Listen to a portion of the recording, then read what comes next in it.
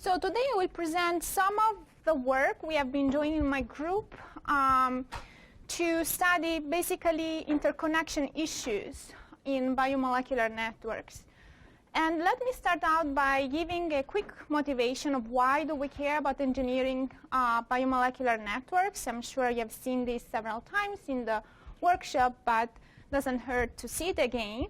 So there are a number of interesting applications. So there are many people that are studying the problem of alternative energy. So what if we can engineer, for example, bacterium that can produce useful compounds out of, for example, waste, right? So in a way that you can basically create energy sources.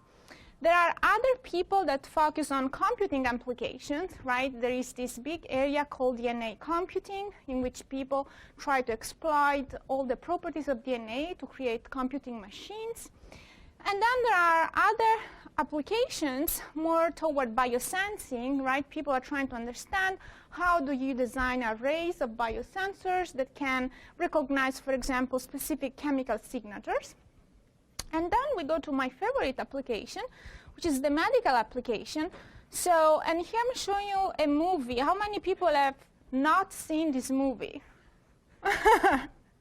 So this is a white blood cell, right? It's a neutrophil, which is basically chasing a bacterium in your bloodstream. And this is a very old movie. I think it comes from the 70s.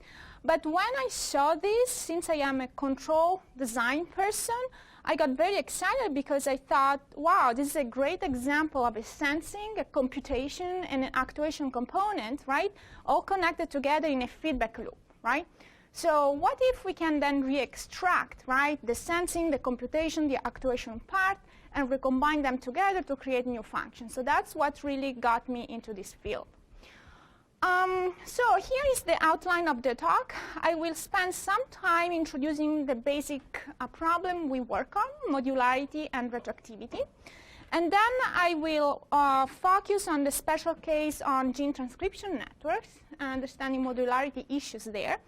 And then I will basically finish with an angle toward design, right? Thinking of how can we design networks modularly, right? And how do we enforce basically modularity?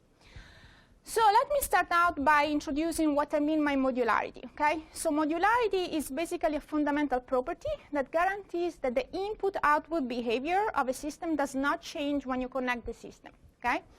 So, and this property is used everywhere in electronics and control engineering and has been used for decades in order to create bigger systems from smaller, simpler ones.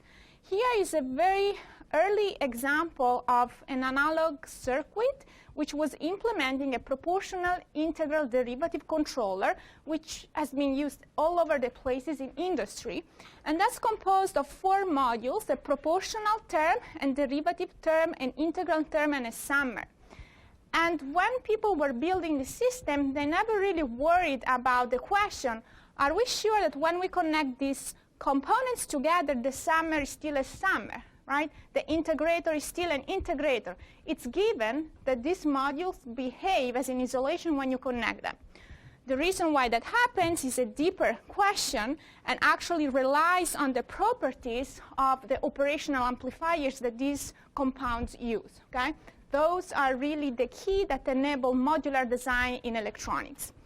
But in any ways, without going too much into the details of this, what's the situation in synthetic biology? Okay? So in synthetic biology, at this point, which is probably 10 years into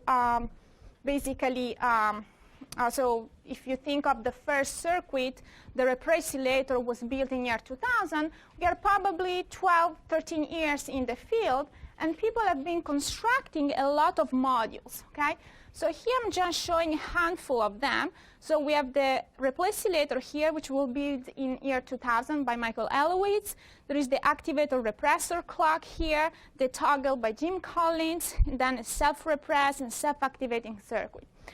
So, but the point is that now you have a bunch of modules. What do we do with working modules? Where if you are an engineer, which I am, what you would say, you take working modules, you compose them together to create more interesting and complex systems. The problem is that anytime this is done, things don't work anymore, okay? The problem is that it's still not understood at all how you can basically put two working systems in the same cellular environment, connect them in a way that they still work, okay?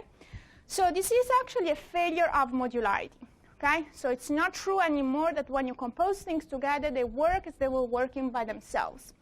So there are many different reasons why this happens. So in this talk, I will focus on a very specific one, which we call retroactivity, okay, which I'm going to introduce in this example. So consider this clock. So that's an activator repressor clock. It was built in year 2003 by the NIMFA group at University of Michigan. So you have an activator which is activating itself. It's activating a repressor, and the repressor is repressing the activator, okay? So now this was in 2003. So in 2006, basically I was at University of Michigan, and Alex said, oh, what can we do with a clock, right? Something interesting we could do with a clock is, for example, use it to connect it to some downstream system, for example, to time or synchronize a bunch of downstream processes, okay? The problem is when they did the experiment, what actually happens is that whenever you take, for example, this activator protein as an input to a downstream system, it's actually being used, right, by the reaction that make up the downstream system. So this activator here is therefore not taking place anymore as before in the network of reactions that make up the clock. And therefore, you can expect that the clock behavior changes. In fact, they did just one experiment. That's what they saw.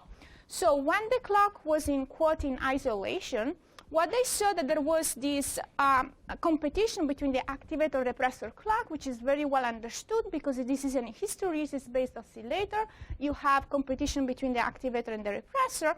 But when they connected, they started to see that the oscillations became more sinusoidal and more in phase with each other. So then why is that happening? Well, many years after that, we now have an explanation of why it's that happening. But at the time, we didn't really know. So we basically call this effect retroactivity to denote the fact that whenever you have an upstream system and you connect to a downstream system, you have a back action that changes the behavior of the upstream system. Okay? So you have a question? The clock is not very good. The clock is not very good. What do you mean it's not very good? I mean, it's dense, right? I mean, in the end. Oh, so this is population measurements. Okay, so this is not single cell. So they. So I think you're raising a great question. So they never actually did single cell measurements. So they actually don't know yet today whether if you take the single cell, you get sustained oscillation. One hypothesis is that you get dampened oscillation because it's population measurements. But actually, so the design principle which this works is through a half bifurcation. So one other hypothesis is that this clock is actually working on the left of the half bifurcation. In that case, it would not be a good design. Yeah. Yes? Is the load on the chromosome or on the It's all on the chromosome. Any other question? OK, so basically, in this talk, we will address two questions. So one is, how do we model these retroactivity effects in a more systems framework? And the second is, how do we prevent them if we want to try to build things modularly? Okay? So here it's basically a system concept that we came up with to explicitly model retroactivity. The basic idea is quite simple. You have an upstream system, input and output. Okay? You want to connect it to another downstream system. When you do that, you have some back action that actually changes the behavior of the upstream system. So what we have proposed is actually to model a system not just with an input and an output, basically describing how the information is processed when you transfer from upstream to downstream, but we added retroactivity arrows. So for example, the retroactivity to the output, okay, represents the fact that whenever this system is sending information to downstream system, this downstream system, because it is listening, right, it's bound to change the behavior of the upstream system. Yes?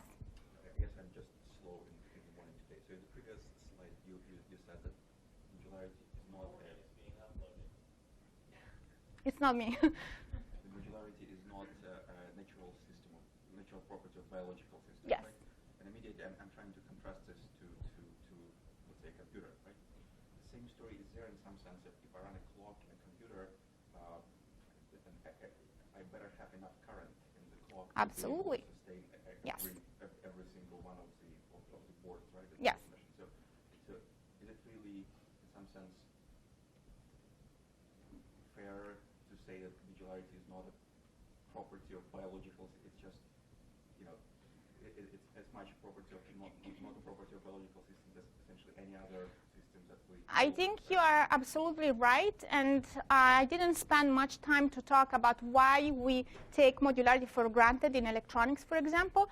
I mean, in electronics, right, modularity was really not there before 1964 when actually the op-amp came into picture, right? So the idea of the op-amp is that at this point you can construct non-inverting amplifiers, right, that basically insulate systems from impedance. At that point, you can construct systems modularly because you can isolate them from each other. But you're absolutely right, right? If you take a plain electrical system, you have impedance issues. So unless you design high gain feedback, right, that's not going to give you modular behavior. Yeah. But I'll come back to this later when we basically go in the second part of design. How do we do basically modular design in biomolecular networks? But in any case, going back to this, the same thing happens to the retroactivity of the input. Is basically modeling the fact that when this system takes input U, it is bound to change the information it's receiving, right? So for people in physics, this effect is often called the observer effect and has to do with the fact that you cannot measure a quantity without changing it, right? So it's not something really obscure. So in the sequel, I will refer to the input-output model of the isolated system when basically these arrows are not there, okay? So the red arrows are not present.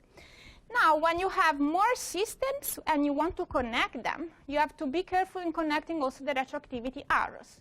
And this actually, you can see already, that gives you a way to have basically some level of signal traveling from downstream to upstream, which is the opposite direction in which information is thought of traveling, okay?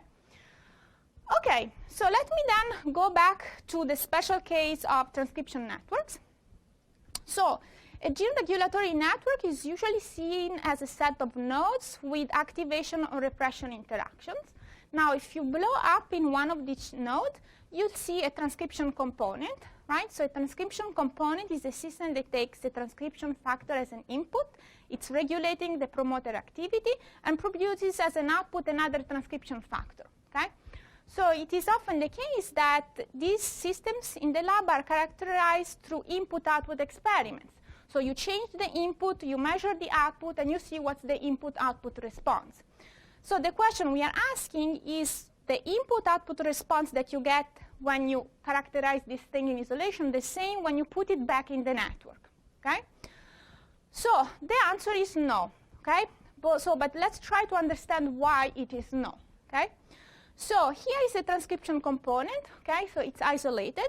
So the simplest model you can think of is describing the rate of change of X through some production and decay, okay? Then when you connect it to a downstream component, you have to take into account the mechanism by which interconnection happens, which is basically by having the output here bind to promoter side in downstream, for example, to regulate the activity of this promoter. So you have basically to add the reaction that is telling X is binding with P to form a complex C, which is going to produce an additional rate of change to X. Okay? So this is an additional flux. So the question is, how is this flux changing the behavior of your system? Well, it turns out it doesn't affect much the steady state, but has dramatic effects on dynamics. Okay? So here I'm showing you the case in which case a constant, okay? So constant production. When the system is isolated, you have basically this response. But when it's connected, you have a long delay before basically you respond to your input system. More interesting is when this activation is an oscillation, right? Think of the activator-repressor clock. Now what happens? Well, the isolated system responds very well to the oscillations, but the connected system shows some delay, attenuation, and phase lag, okay? So basically, the system is not really transmitting the information that well. So if you look at this picture, you can kind of say that retroactivity, right, so this additional flux here, causes a resistance to the change, right, in X. Yes? I'm just wondering how it depends on K on, K off. Yes, I'll tell you in the next slide. Yes? Here, I guess the important point is that your maximum X and the number of binding sites is about 1, right? That's why they have such a big effect. Like, Yes. And the number of binding sites is 1 and the number of X's is a million. It's going to have no effect. yes, and I'll tell you exactly in the next slide. So that's a sufficient condition for having high retroactivity. That's not necessary. I'll show you in the next slide. So how do we actually measure this effect, right, as a function of the parameters? So here is the isolated system dynamics, okay, dx in dt, isolated, production and decay. After applying basically separation of timescale arguments, considering that binding and unbinding is very fast compared to production and decay, you can get a reduced model for the connected system that describes the rate of change this way. You have production and decay, but now you have this multiplying factor here, okay, in which R is actually our retroactivity measure, and it's equal to P total over KD, in which P total is the total amount of downstream binding sites. KD is their dissociation constant. So if KD is very large, it means the downstream binding sites bind weakly, so they are not applying a large load, and this measure is low, okay? So this is telling you two things. First of all, R is always positive, so the dynamics is always basically slowed down, okay? And second, the amount by which it is changed depends on the ratio basically between P total and KD, and also on X, right? The higher the X, as you were pointing out before, right, the smaller this effect, okay? So not that surprising. Okay, so basically here then for this simple example, you can also say that basically R of X is a quantification of the percentage change in the dynamics when you connect the system. And then at this point, you can do a number of interesting things with this. For example, you can calculate the frequency response of your system. So the frequency response is what's telling you for every frequency of the input that you apply, what's the amplitude of response of the circuit, okay? And what this is showing you is that retroactivity decreases the frequency bandwidth of your system. So it basically reduces the ability of the system to track any time varying input, okay?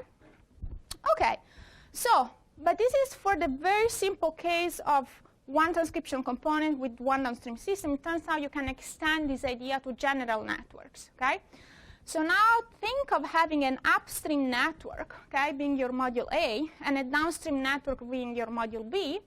Then the question is, if you have the isolated dynamics of module A, which is given by this, how is this dynamics going to change when you connect to another module, okay?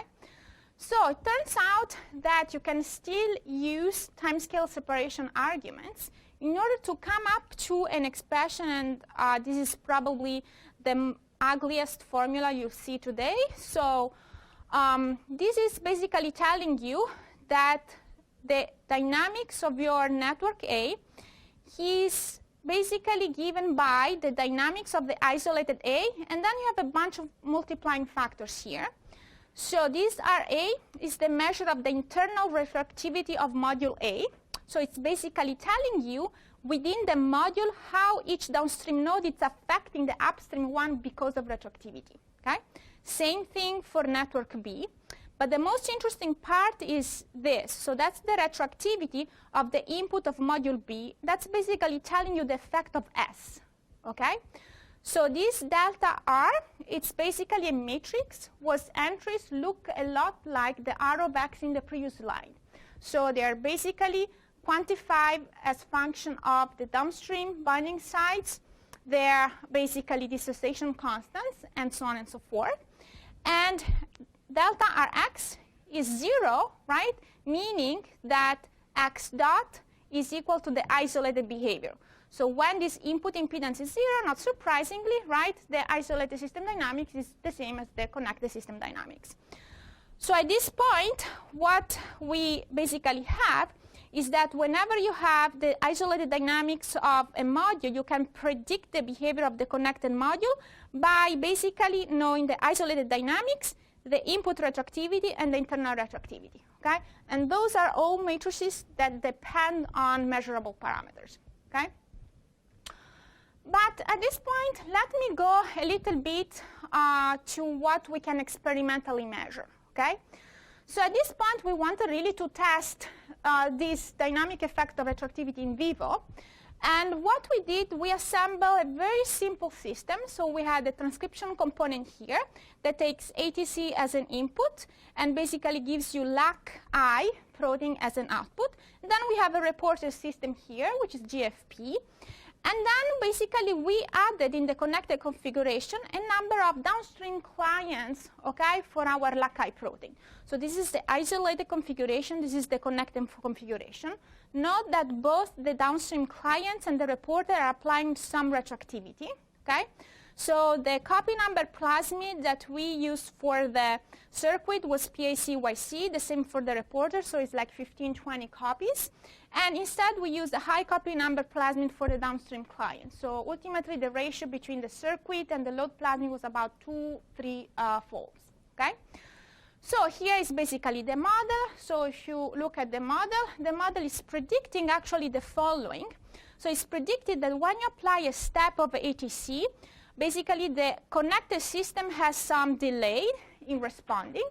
But when you remove the ATC, actually the connected system responds faster than the isolated system. Okay? So you have a sign-sensitive delay. From a physical point of view, the reason why this happens is fairly intuitive. When basically you are applying the ATC, LAC-I goes up, but there is some resistance in increasing of LAC-I because LAC-I binds also to downstream systems that are very demanding. Okay? On the other hand, when you remove the ATC input and basically LAC-I goes down, it's also binding to downstream systems, which provide an additional way by which LAC-I is getting removed. Okay? So then we did the experiment. So here is what we saw for the induction. So ATC step up. So here was the isolated system. Here was the connected system. As you see, the isolated system actually responds much faster than the connected systems, right? And basically, we had a delay of about 40% across all our experiments. On the other hand, when you do the induction, okay, what you see is that the isolated system takes much longer to respond than actually the connected system does. Okay? And you see it in these time traces. So basically what we can conclude here is that you have retroactivity as a way also of tuning, okay, the dynamic response of any circuit. Okay? So, said that, any questions on this? Yes? Try to check maybe adjusting some of these parameters to see if you have further predictions, but also like picking very different delays. Yes.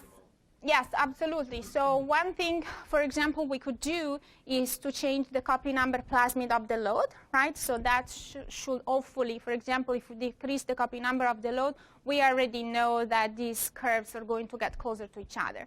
But yeah, I basically, so there isn't really much you can do in addition to changing the copy number of the load and tweaking the dissociation constant of the binding site, probably doing single site mutation for the downstream promoter. You can also different promoters as long as you know how the dissociation constants of the binding sites are related to this one, right? Because it depends on the dissociation constant, not too much on the promoter strength. Yes? You don't see a load from the plasmid? Sorry? You see any load from the plasmid itself, having a high copy number affecting the growth rate? The growth rate actually was not affected at all in these experiments. Yes? I have a couple of questions.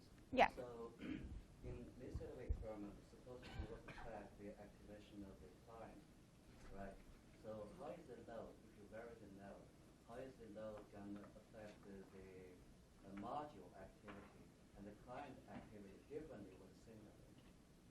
So I didn't understand your question. Sorry, can you repeat? So, I think the result here makes a lot of intuitive sense. Yes. Right? And so creates a delay in activation, but Yes. Acceleration in deactivation. Does the client dynamics also mirror this? I don't know if you measure this in this system. That's a great point. So you're actually saying to add the reporter, for example, RFP on the client's copy number.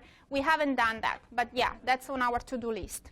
Yes. A lot of questions I have here is that, so mathematically, I think I can imagine if you try to decompose the very complex levels into individual modules Yes. and try to deduce the retroactivity for the different modules, will quickly become intractable when the system becomes more complex.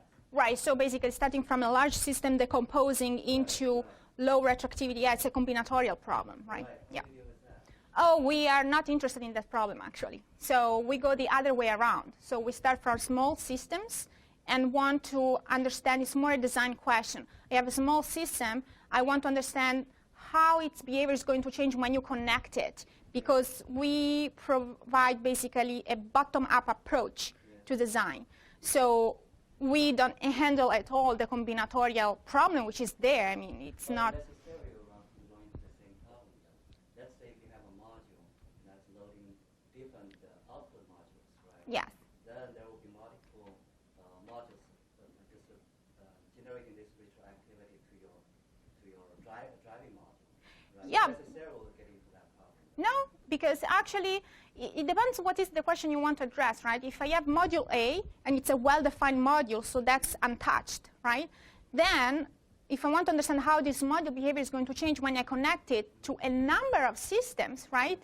It's not combinatorial because it's just one-shot answer, right?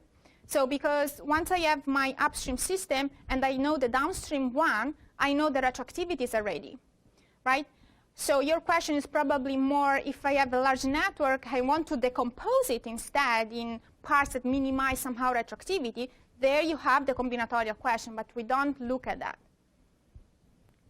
So I was thinking that if you think of a lot of the global transcription factors in E. coli that target, large number of binding sites. Yes. Right? 'Cause a lot of them are just one binding site, which this might not be an effect. So say like FNR or CRP, these Yeah. guys are under negative feedback control. Right.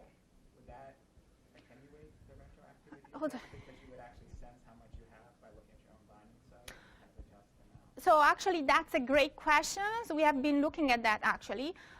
So it depends a lot also when you have negative feedback, whether this negative feedback is also applying retroactivity, right? Because whenever you have this output protein, which is self-repressing, that's also in that self-repression process, you have retroactivity. Now, if that's negligible, that helps in attenuating retroactivity to downstream clients, okay? But the problem is that the stronger the negative feedback, the more retroactivity you have here, and that harms, actually, the robustness to retroactivity. So there is actually a very nice trade-off there. So we just basically submitted a paper on that. Yeah. So any other question? Yeah, OK. So let me go to the last part, OK? So I'm not sure I'll do that in 5 minutes, but I'll do my best. So the second question that we address, and the last one, is basically assume that you have your clock and you have your downstream system, and you want to connect the clock to the downstream system without changing the clock behavior. So we have seen that because of retroactivity, you cannot do that. So the idea is to place basically a special device, which we call insulation device, between the two, so we buffer them from retroactivity. So this is very similar to what we do in electronics with insulating amplifiers, okay? So there are a few principles for retroactivity attenuation in biomolecular systems. There is one, which is basically high-gain negative feedback, which is very common to electronics. There is a second principle, which is very specific to biomolecular system, which is based on time-scale separation. So I will basically dive in principle 1 and probably won't have time to go too much in principle 2, so I'll skip to the experiments instead. So, but what's the idea of retroactivity attenuation? So every time I teach a control class, this is probably something that I show in lecture 1. So you have an input U, right, an output Y, and basically you want to attenuate the effect of a disturbance on your output, okay? So how do you do that?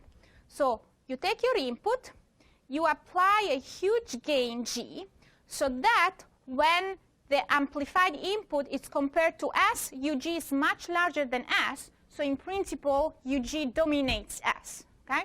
The problem is that if you do this, you may saturate the output of your system. You don't want to do that. That's why you add this negative feedback that adds a denominator here, also proportional to G. Okay? So that basically your Y is going to have two terms, a good term here, which depends on the input, and a term here, which actually goes to 0 when your gain is very large. So that's the fundamental principle for disturbance attenuation in control and is used everywhere. Okay? So the question that we ask is, how do we do a biomolecular implementation based on this principle? And the way to answer that is made a little bit easier if we review this block diagram in this form. So we have an input. We need to apply a large input amplification and a similarly large negative feedback. So the next question is to find a biomolecular system that can implement this large input amplification and similarly large negative feedback. Okay? And this is where actually our collaborators gave us a lot of help, because they said, well, why don't you look in signal transduction networks? There are these interesting motifs, which are called phosphorylation cycles, that actually have this property of signal amplification.